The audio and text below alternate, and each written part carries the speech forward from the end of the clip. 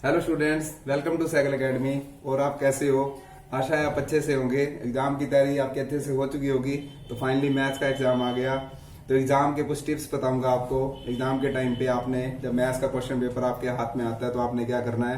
पहले तो सुबह सबसे पहले ब्लेसिंग लेके जानी है अपने पेरेंट्स की, अपने गुरुओं की। भगवान के आगे थोड़े से हाथ जोड़ देना, तो कुछ आपको फल वहां से भी मिल जाता है, पॉजिटिविटी आती है, तो अच्छा लगता है। गॉड के बगैर हमारी जिंदगी में कुछ भी नहीं है, ये आप समझ चुके होंगे। और समझे नहीं है तो समझ लो, क्योंकि गॉड के बगैर कुछ नहीं है। क्योंकि न्यू जनरेशन गॉड को कम लाइक करती है, लेकिन हम 2 मिनट दे देंगे तो कोई फर्क नहीं पड़ेगा। ठीक है, तो चलो अब एग्जाम के टिप्स के बारे में बताता हूँ। तो जब क्वेश्चन पेपर मैथ्स का आपके हाथ में आता है तो बिल्कुल भी आपने घबराना नहीं है। जैसे मैंने पहले कहा है, स्माइलिंग अच्छे से रखनी है।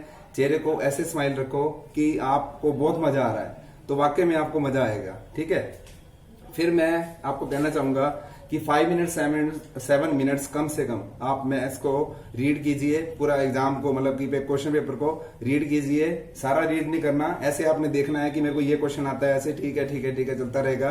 तो क्वेश्चन पेपर आपने एक बार अच्छे से देख लेना है। फिर आपको सजेशन दूंगा, जैसे ई सेक्शन में आती है, केस स्टडी आती है, तो उसमें भी थोड़ा टाइम लग जाता है। तो आप पहले डी पार्ट से स्टार्ट करें, डी सी बी। फिर उसके बाद केस स्टडी करने के बाद फिर आप ए सेक्शन में आइए, क्योंकि 1 मार्क्स के क्वेश्चन में भी हमें कुछ कैलकुलेशन करनी पड़ जाती है। ठीक है, वैसे क्लॉक आपका वॉच आपके पास होगी, तो आपने ध्यान अच्छे से देना है। टाइम ऐसा हो जाता है कि कई बार जैसे आपने डी सेक्शन से स्टार्ट कर दिया, ठीक है, तो डी सेक्शन में आपने ये देखना है कि आपको अच्छे से सम कितने आते हैं। ठीक है, उस सम को पहले first second third fourth page जैसे होता है आपका, तो आपने ऐसा अच्छे से लिखना है, उसमें कोई कटिंग वगैरह नहीं करनी। क्योंकि कहते हैं first impression is the last impression. ये इंप्रेशन आपको बहुत अच्छा लेके जाएगा। क्योंकि देखो, एग्जामिनर आपको अननोन होते हैं, वो आपको नहीं जानते कि ये कौन सा बच्चा है। हम जो क्लास में स्टूडेंट्स को पढ़ाते हैं, हमें तो पता होता है कि ये स्टूडेंट्स इंटेलिजेंट है, चलो कोई नहीं, थोड़ी सी गलती कर गया होगा इसलिए कटिंग कर दी इसने, ऐसा कुछ है। लेकिन वो न्यू एग्जामिनर होते हैं आपके लिए, उनके मतलब कि पेपर आपके सामने आपको अननोन होते हैं, जानते नहीं है। वो उनकी मेंटेलिटी चेंज हो जाएगी। वो ये कहेंगे कि यार बच्चे में कंफ्यूजन है, तो हमें पेपर अच्छे से देखना पड़ेगा, ये बच्चा जरूर गलती कर रहा होगा हर चीज में। ठीक है, तो आप मेरी बात को समझ चुके होंगे।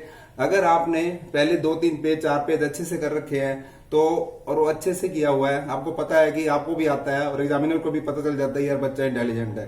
ठीक है, आगे जाके अगर कोई मिस्टेक हो जाती है हल्की फुल्की, तो वो देखते हैं, कहते हैं यार बच्चा इंटेलिजेंट, बेचारा कंफ्यूज हो गया, चलो कोई बात नहीं। ठीक है, एक तो चीज ये बताना चाहूंगा कि इस चीज के आपने अच्छे से ध्यान देना है। उसके बाद आपने टाइमिंग का भी ध्यान देना है। अगर मान लो आपने 4 पेज अच्छे से कर लिए हैं, उसके बाद आप सम कर रहे हो, सम में बाई चांस मान लो सरफेस एरिया एंड वॉल्यूम है या कोई ऐसा क्वेश्चन है जो आपको करने में आपको कैलकुलेशन ज्यादा करनी पड़ जाती है, आप पजल हो जाते हैं कैलकुलेशन में लास्ट में आके, तो उस पर लगे नहीं रहना। ठीक है, उसके 2-3 लाइनों का स्पेस छोड़ दो, नेक्स्ट सम करना शुरू कर दो। कई बच्चों का ये होता है, यार मैं ये सम खत्म करके रहूंगा, तो खत्म करके रहूंगा वो वाला काम वहां पे नहीं करना है।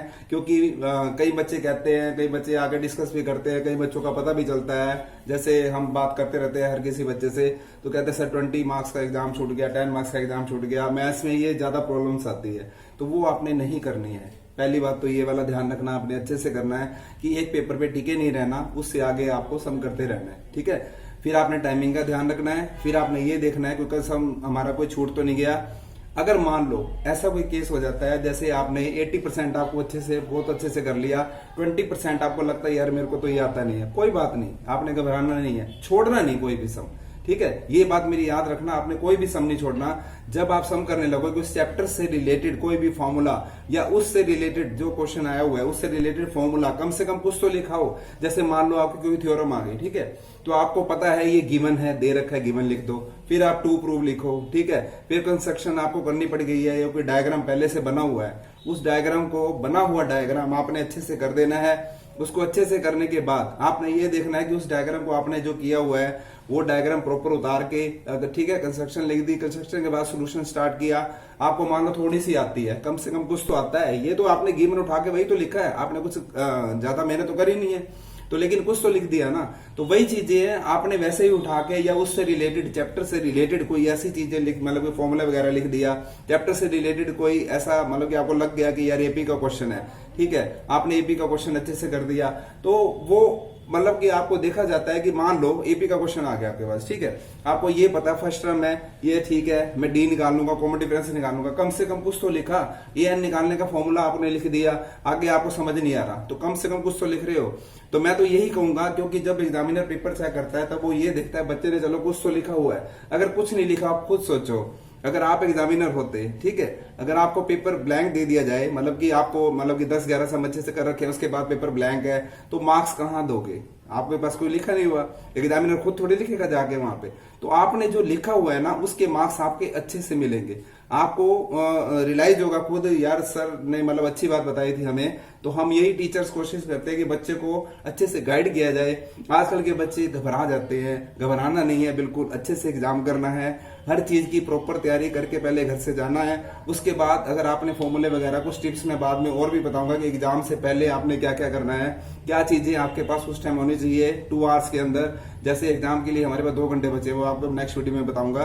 तो अभी मैं यही चीज बताना जा रहा हूँ। सबसे पहले आपको नोट हो चुका है, डी पार्ट से स्टार्ट कीजिए, ठीक है, कोई क्वेश्चन आपने छोड़ना नहीं है, पूरा प्रॉपर ध्यान रखना है, टाइमिंग का ध्यान रखना है, आपने हर चीज को अच्छे से चेक करना है, ठीक है, कोई सम छोड़ना नहीं है। छोड़ने के बाद आपने जो सम आपको नहीं आता वो भी आपने करके आना है, मतलब मेरी बात होगी, आपको समझ में आ चुकी होगी, ठीक है। लास्ट सेक्शन आपने ज्यादा कोशिश करने की, ये सेक्शन लास्ट में किया जाए और आपने प्रॉपर ध्यान देना है और माता रानी को याद रखना है। जिस कोड को आप याद रखते हैं, जिस गॉड की आप पूजा करते हैं, उसको मन में रखना है और पॉजिटिविटी लानी है, चेहरे पे स्माइल रखनी है, बिल्कुल घबराना नहीं है। तो मैं तो यही कहूंगा कि आपका पेपर अच्छे से हो। All the best.